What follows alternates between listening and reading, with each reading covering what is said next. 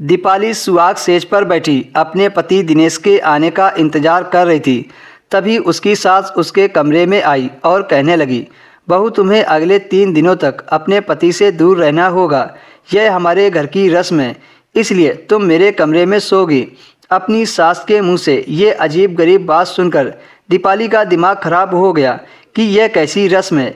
फिर भी दीपाली अपनी सास को निराश नहीं करना चाहती थी और ना ही उनसे कोई सवाल जवाब करना चाहती थी। दीपाली ना चाहते हुए अपनी सास की बात मान ली और अपनी सास के कमरे में सोने चली गई।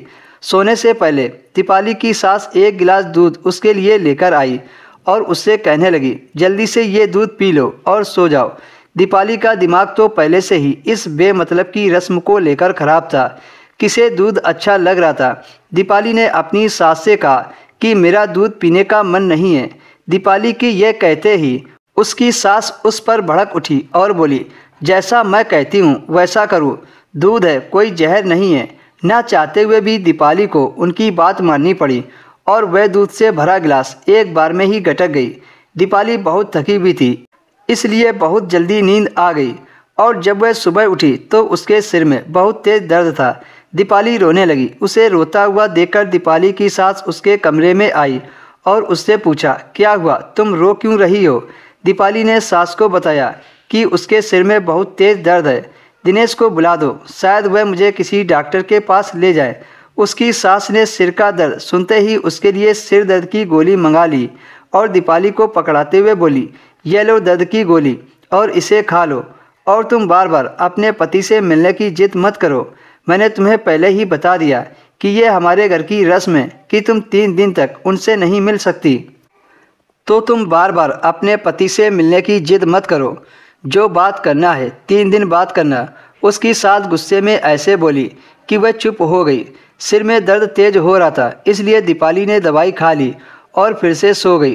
किसी तरह दीपाली ने 3 दिन और 3 रातें गुजारी और चौथे दिन वह नहा धोकर अच्छे से तैयार हुई।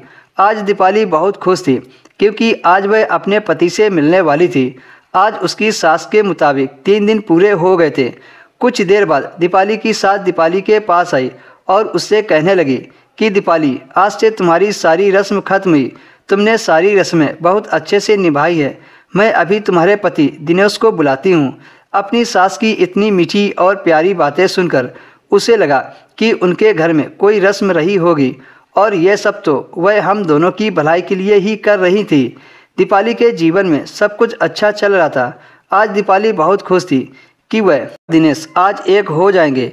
दीपाली रात में अपने कमरे में गई और अपने पति के आने का इंतजार करने लगी। कुछ देर बाद दिनेश दीपाली के कमरे में आए। अपने पति को देखकर वह उनसे लिपटकर रोने लगी और कहने लगी, तुमसे दूर होकर तो मेरी जान ही निकली जा रही थी। आज मैं चैन की नींद सो पाऊंगी। दिनेश ने दीपाली को अपने से अलग करते हुए जो कहा, उसे सुनकर उसके पैरों तले से जमीन निकल गई।